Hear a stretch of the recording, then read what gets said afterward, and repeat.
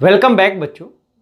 हम लोगों ने हमारे इलेक्ट्रोकेमिस्ट्री के प्रीवियस लेक्चर के अंदर ईएमएफ ऑफ कंसंट्रेशन सेल देखा था और उसके अंदर हमारा जो कंसंट्रेशन सेल थे वो थे electrode concentration cells without transference. तो हम लोगों ने ईएमएफ निकाला था इन electrode concentration cells without transference. आज हम अपने इस लेक्चर के अंदर electrolyte concentration cells without transference के अंदर ईएमएफ निकालेंगे। So let's start our lecture. तो हमारा टॉपिक है EMF of electrolytic concentration cells without transference.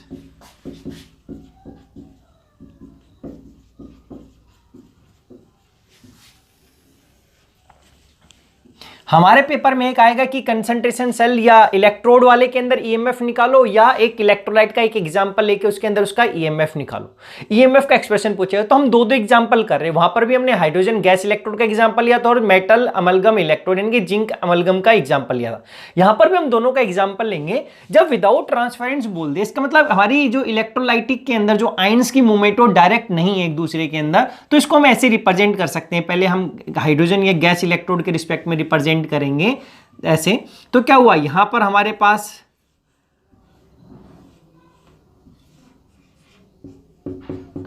इसके अंदर हमारे पास HCl है A1 एक्टिविटी का, यहां पर हमारे पास HCl की एक्टिविटी है A2, यानी कि H पॉजिटिव की कंसंट्रेशन A1 है, यहां पर H पॉजिटिव की कंसंट्रेशन A2 एक्टिविटी है। और यहां पर जो हम लोगों ने H2 ले रखा है दोनों जगह, H2 का 1 एटमॉस्फेरिक पार्शियल प्रेशर है, यहां पर भी H2 है, उसका एटमॉस्फेरिक प्रेशर 1 एटमॉस्फेरिक है। और इसको हमने बाहर से क्या कर दिया, कनेक्ट कर दिए। और यहां पर किससे कनेक्ट किया, इंटरनल सर्किट हम लोगों ने साल्ट ब्रिज अप्लाई कर दिया। देखो इसलिए बोला इसको विदाउट ट्रांसफरेंस, क्या कि जो इलेक्ट्रोलिटिक की कंसंट्रेशन में डिफरेंस है लेकिन ये डायरेक्ट कॉन्टेक्ट में नहीं थे। तो इसको अगर हम सेल रिप्रेजेंट करते, कैसे करते हैं सेल रिप्रेजेंटेशन इसकी, तो हमें पता है ये लेफ्ट हैंड साइड इलेक्ट्रोड हो गया, लेफ्ट हैंड साइड जिसको हम क्या बोलते हैं, एनोड भी बोलते हैं। ये राइट हैंड साइड इसको क्या बोलते हैं, कैथोड। तो हम लेफ्ट हैंड साइड पहले एनोड को रिप्रेजेंट करते हैं फिर कैथोड को। तो हमारे पास एनोड पे क्या होता है, ऑक्सीडेशन। तो ऑक्सीडेशन कैसे होगा, देखो H2 1 एटमॉस्फेरिक पार्शियल प्रेशर था, इससे क्या बनेगा, ये H पॉजिटिव एक्टिविटी A1 से, फिर double slash H positive activity A2 से स्लैश H2 1 एटमॉस्फेयर। ये रिप्रेजेंटेशन है बच्चे इसकी। यहां पर PT और यहां पे PT हम लिख सकते हैं क्योंकि वो जो हाइड्रोजन इलेक्ट्रोड, जो हाइड्रोजन गैस यहां पे जो अगर इजेक्ट होगी वहां पे इन्वॉल्व हो रही तो किसके ऊपर, इलेक्ट्रोड के ऊपर, ये प्लेटिनम वाली इनर्ट इलेक्ट्रोड से। तो यहां पर इसको हम अंदर अगर डायग्राम ध्यान से देखें तो यहां से हम अलग से हाइड्रोजन गैस अंदर पास करते हैं, यहां पर ऐसे, यहां से ऐसे हम पास करते हैं यहां पर बच्चे। तो अब यहां पर अगर दिखें bye convention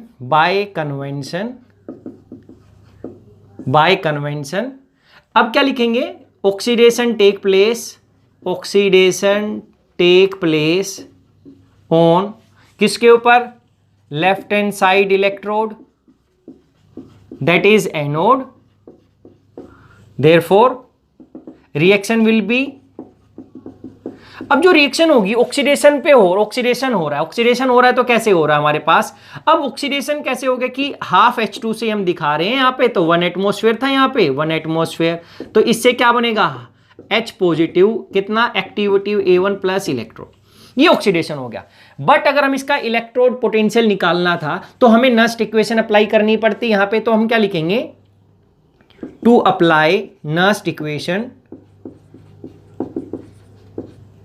equation must be written, to apply Nernst equation must be written in reduced form। तो अब हम क्या लिख सकते हैं, तो ऐसा होगा H positive A1 plus electron it will give half H2 1 atmosphere. अब यहां से क्या लिख सकते हैं, E1 is equals to, E1 क्या हो गया, electrode potential, this is electrode potential of anode. और ये इलेक्ट्रोड पोटेंशियल क्या है, रिडक्शन पोटेंशियल ऑफ एनोड, क्योंकि मैंने रिडक्शन की टर्म में लिखी है इस इक्वेशन को, क्योंकि ऑक्सीडेशन और रिडक्शन एक दूसरे के क्या होती हैं, अपोजिट। तो E1 किसकी इक्वल आ गया, E naught H positive oblique H2 reduction की फॉर्म में, minus RT upon NF LN क्या प्रोडक्ट अपॉन रिएक्टेंट, तो यहां पर H2 की हमारे पास है। अब देखो H2 है हमारे पास गैस, इसकी पावर 1/2 होनी थी, H2 की पावर 1/2 डिवाइडेड बाय क्या, एक्टिविटी ऑफ H पॉजिटिव कितनी है, A1 एक्टिविटी है, कंसंट्रेशन। लेकिन H2 की वैल्यू क्या है, दिस इज 1 एटमॉस्फेयर, तो 1 एटमॉस्फेयर की 1 की पावर 1/2 करेंगे तो कितना हो जाएगा, 1 ही हो जाएगा। तो यहां से क्या आएगा, और ये हमें पता है कि जब हम स्टैंडर्ड स्टेट की हम बात करते हैं तो ये क्या होता है, 0। तो E1 क्या आ गया, E1 is equals to minus RT upon NF LN 1 upon A1, equation 1। तो ये इलेक्ट्रोड पोटेंशियल आ गया किसका, एनोड हाफ सेल का हमारे पास। देखो n की वैल्यू 1 ही है, इसको यहां पे पुट अप करो या लास्ट में फाइनली कर देंगे, क्योंकि यहां पे एक ही इलेक्ट्रॉन इन्वॉल्व हो रहा है। अब इसके बाद हमारे पास क्या हो जाए, अगर ऐसे ही करें बाई कन्वेंशन, क्योंकि कन्वेंशन हम ऐसा लेते हैं क्या, अब क्या ऑक्सीडेशन की जगह क्या होता है, reduction take place on, reduction take place on right hand side electrode, right hand side electrode, that is cathode, therefore reaction will be, reaction क्या होगी, यहां पर रिडक्शन होगा तो क्या, देखो यहां से H पॉजिटिव A2 था, H पॉजिटिव कितनी एक्टिविटी A2 से, प्लस इलेक्ट्रॉन लेके क्या बनाएगा, हाफ H2, लेकिन कितना है, 1 एटमॉस्फेयर, क्योंकि इलेक्ट्रोड के ऊपर तो सेम ही है लेकिन इलेक्ट्रोलाइट में डिफरेंस था। अब यहां से क्या हो जाएगा, E2 क्या होगा, electrode potential of cathode, this is electrode potential of cathode,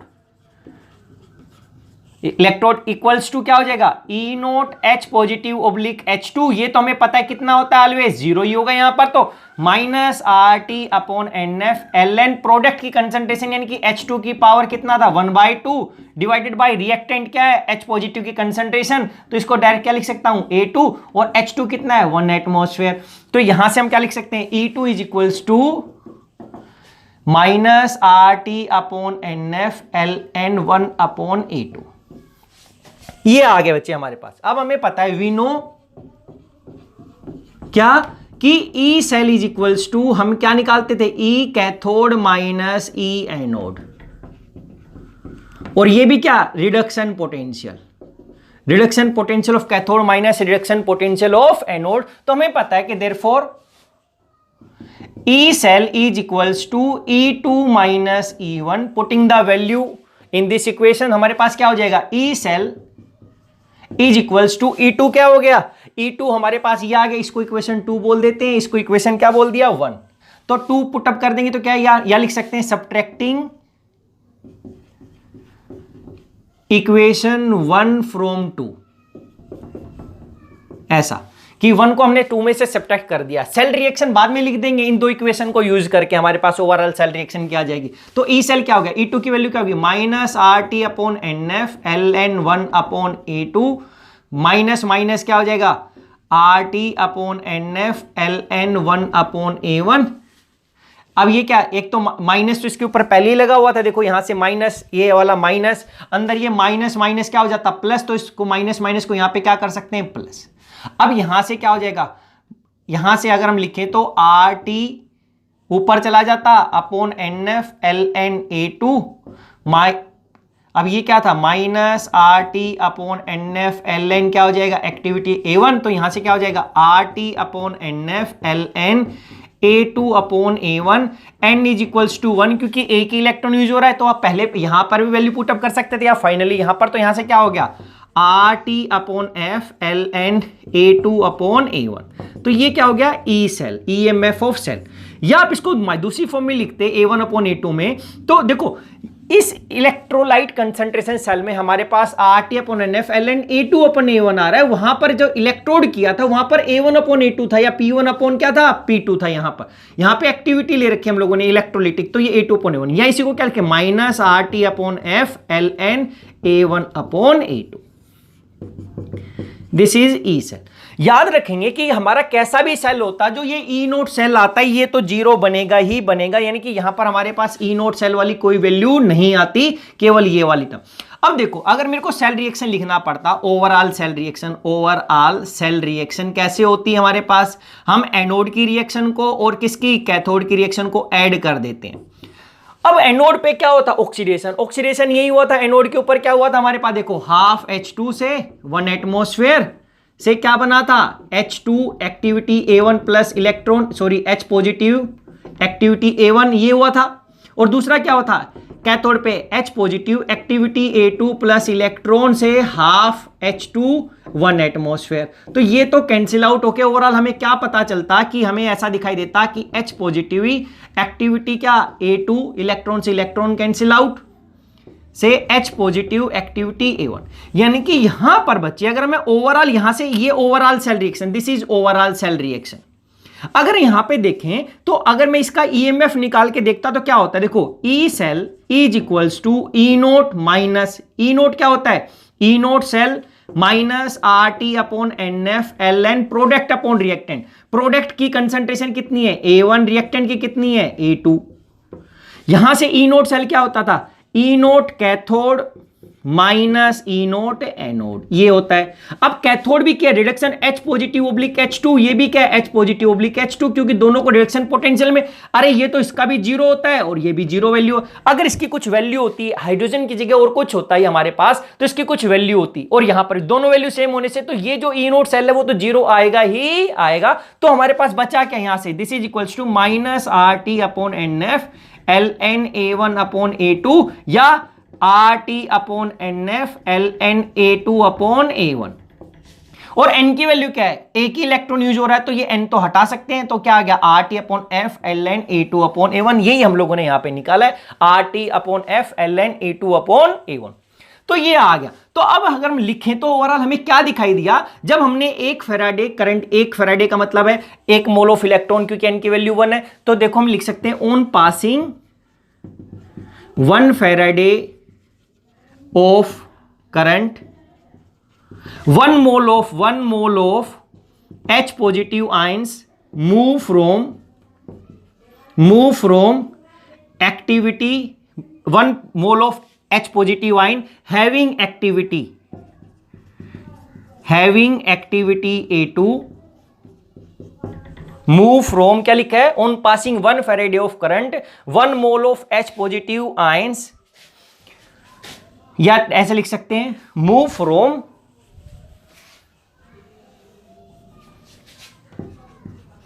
from electrodes या move from electrolyte having activity A2 to A1, कि फाइनली हमें यही दिखाई दे रहा है कि मेरे पास 1 मोल ऑफ इलेक्ट्रोलाइट यानी कि 1 mole of H positive ion move कर रहे हैं from electrolyte having activity A2 to having activity A1। तो ये लिखा है 1 Faraday of current 1 mole of H positive ion move from electrolyte having activity A1 to electrolyte, एक word लिखें, to electrolyte having activity A1।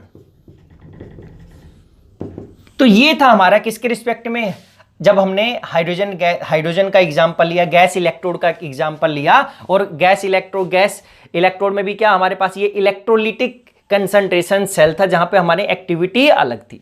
तो यहां पर हमारे पास डिफरेंस क्या रहा है, A2 अपॉन A1, वहां पर हमारा था P1 अपॉन P2, क्योंकि वहां पे कंसंट्रेशन सेम सी, प्रेशर डिफरेंट था, तो इलेक्ट्रोड में डिफरेंस था, तो इसका अपोजिट आ रहा था। तो ये आपको याद रखना है। ऐसे ही जब मैं जिंक अमलगम इलेक्ट्रोड लूंगा, जिंक अमलगम तो या मेटल अमलगम इलेक्ट्रोड, तो वहां पर भी उसकी A2 upon A1 answer same ही आने वाला है। तो एक बार स्कोर देख लेते, तो आपको पेपर में एक ही करना है, अलग अलग नहीं करना। ये तो मैं एक्स्ट्रा करके दिखा रहा हूं साइड में इस तरीके से कि ओवरऑल सेल रिएक्शन क्या लगेगी, इसके बाद आपने ये लिखना है कि ऐसा हमें दिखाई देता है।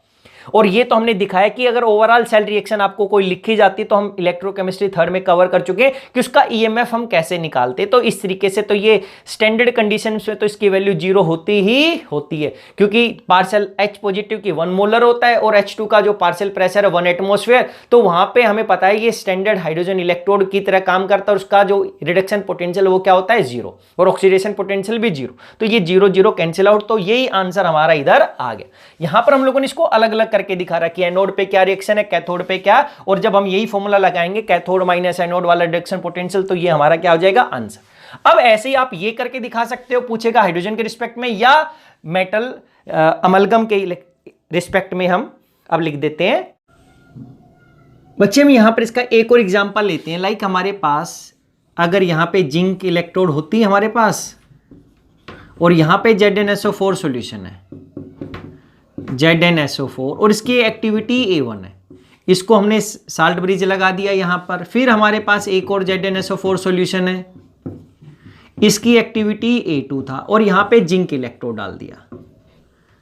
अगर अमलगम डाला तो ZnHg दोनों की एक्टिविटी सेम ही होगी। यहां पर अगर इसको A लिखा है तो यहां पर A, अगर प्योर जिंक है तो हमें लिखने की जरूरत नहीं, क्योंकि ये तो हमारी सेम ही है, यहां पर इसी में डिफरेंस है।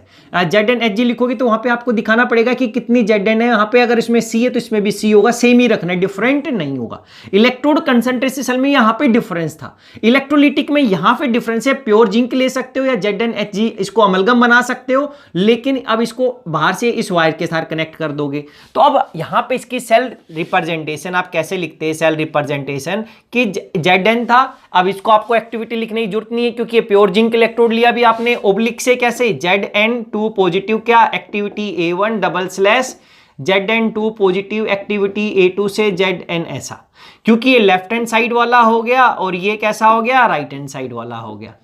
क्यों, हमको पता है लेफ्ट हैंड साइड वाला किसके काम करता है, एनोड का, और एनोड पे ऑलवेज क्या होता है, ऑक्सीडेशन। अब सेम जैसे हम लोगों ने अभी हाइड्रोजन वाले केस में किया था, सेम अब ऐसे ही करेंगे। तो यहां से हमें क्या पता चलेगा कि बाय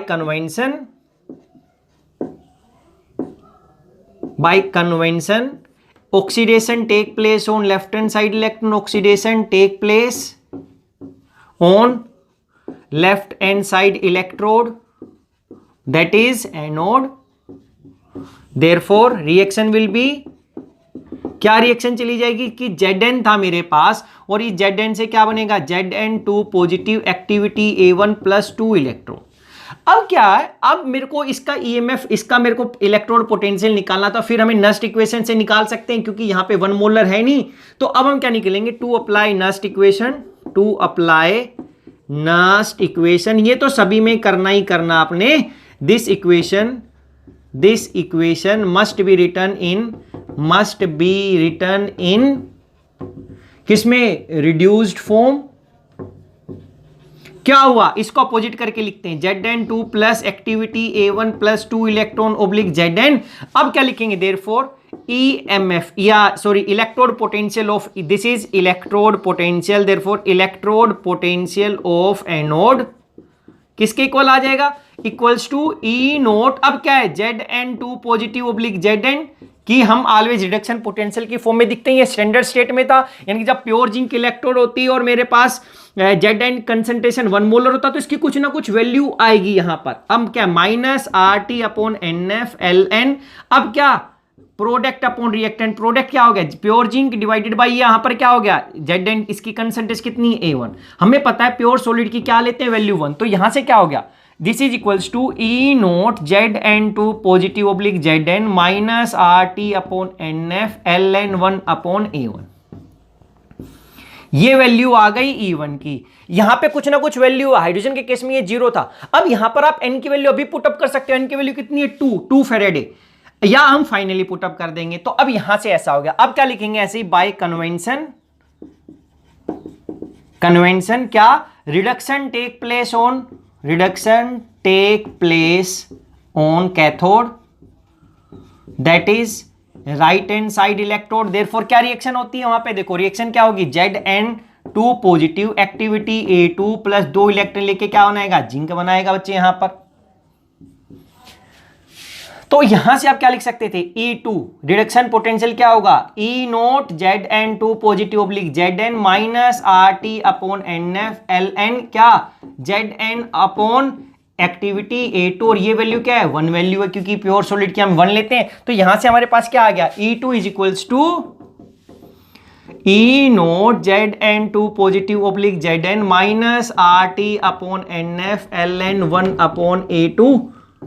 दिस इज इक्वेशन 2। अब हमें पता है, we know E cell is equals to E cathode minus anode. और ये भी कौन सा, reduction potential of cathode minus reduction potential of anode. Therefore हम क्या लिख सकते हैं, E cell is equals to, इसको हमने E2 से लिखा हुआ है, minus E1। Therefore subtract equation 1 from 2, तो यहां पे हमें क्या मिलेगा, E cell is equals to E2 की value E naught Zn2 positive oblique Zn minus RT upon NF ln 1 upon A2। अब माइनस माइनस क्या हो जाएगा, ये माइनस और E1 माइनस का यहां पर ये, तो ये पहली टर्म क्या हो जाएगी, E naught Zn2 positive oblique Zn plus RT upon NF ln 1 upon A1। ये कैंसिल आउट। देखो पिछले केस में 0 था हाइड्रोजन के H पॉजिटिव और H2 के केस में, लेकिन यहां पर जो वैल्यू मिलेगी यहां पर भी सेम ही वैल्यू मिलेगी, एनोड हाफ सेल में भी कैथोड में भी, क्योंकि तो स्टैंडर्ड की वैल्यू, अरे दोनों जब जिंक का है ZnSO4 है, 1 मोलर कंसंट्रेशन है प्योर की फॉर्म में, तो जो ये कैंसिल आउट, तो मेरे पास क्या आएगा, E cell is equals to minus, यहां पे वो प्लस का था ऊपर लेके जाएंगे तो क्या आएगा, RT upon NF ln A2 minus RT upon NF, ये माइनस आगे था तो ये क्या हो जाएगा, ये माइनस का था बच्चे, देखो ऊपर जाके प्लस का हो गया। अब यहां पर ये क्या था, प्लस का था, ऊपर जाके क्या हो जाएगा, minus RT F ln A1। ये माइनस का था ऊपर जाके प्लस का, ये प्लस का था ऊपर जाके माइनस का, तो यहां से क्या आ गया, RT upon NF ln A2 upon A1। और here n is equals to 2, क्योंकि यहां पे दो इलेक्ट्रॉन यूज हो रहे हैं ओवरऑल, तो ई सेल क्या आ गया, RT upon 2F ln A2 upon A1, ये आ गया। और equals to minus RT upon 2F ln A1 upon A2। दोनों में से कुछ भी लिख सकते थे आप लोग। तो यहां पे हमें क्या पता चला मेरे पास, कि जब मैंने 2 फैराडे करंट पास किया तो ओवरऑल आप सेल रिएक्शन देखो, ओवरऑल सेल रिएक्शन क्या बचेगी, ओवरऑल सेल रिएक्शन, तो उसी से पता चलता है ओवरऑल एनोड पे क्या हो रहा था। देखो एनोड पे क्या हो रहा था, एनोड पे Zn से क्या बन रहा था, Zn2 plus activity A1 plus 2 electron, cathode के ऊपर क्या हो गया था, reduction Zn2 plus A2 plus 2 electron से जिंक, तो ये तो कैंसिल आउट हो गया जिंक से 2 इलेक्ट्रॉन से। ओवरऑल क्या हुआ कि Zn2 पॉजिटिव A2 से Zn2 पॉजिटिव A1 तक मूव हुआ, यानी कि ऑन पासिंग। अब 2 फैराडे ऑफ इलेक्ट्रिसिटी क्या हुआ हमारे पास, 1 mole of zinc 1 mole of Zn2 positive ions move from solution having activity A2, having activity A2 to solution having activity A1। बस ये हमें लिखना है कि इसमें मूवमेंट ऑफ जिंक आयंस हुआ है और कुछ हमारे पास नहीं हुआ, जिंक आयंस की मूवमेंट हुई क्योंकि यहां पे इनके अंदर कंसंट्रेशन का डिफरेंस था। ये हमारा साल्ट ब्रिज था। तो अब देखो अगर मैं ये इक्वेशन होता और बोलता है कि हमारे पास ओवरऑल सेल रिएक्शन ही है, उसका ईएमएफ निकालो, तो हमें पता है कि ई सेल क्या होता है, देखो E naught cell minus RT upon NF ln product upon reactant, product upon reactant अगर हम करेंगे तो प्रोडक्ट क्या था A1, ये क्या था A2, ये तो अच्छी बात हो गई, A1 अपॉन A2 आ गया, product upon reactant. E cell क्या था, ये E naught cathode minus E naught anode. अरे भाई जब कंसंट्रेशन सेल है, ये भी Zn2 पॉजिटिव ओब्लिक Zn, ये भी Zn2 पॉजिटिव ओब्लिक Zn, क्योंकि हम रिडक्शन पोटेंशियल की टर्म में लिख रहे हैं तो दोनों की वैल्यू क्या आएगी, सेम, तो ये क्या हो जाएगा overall, this will give equals to 0। तो हमारे पास क्या आएगा, माइनस RT अपॉन N की वैल्यू क्या है, here N is equals to 2, अरे क्योंकि इसमें 2 इलेक्ट्रॉन था तो क्या आएगा, minus RT upon 2F ln A1 upon A2, तो यही तो आ गया minus RT upon 2F ln A1 upon A2। ऊपर लेके जाएंगे तो माइनस को हटाना चाहे तो RT upon 2F ln A2 upon A1, same आ गया। आप इसके भी दिखा सकते हो।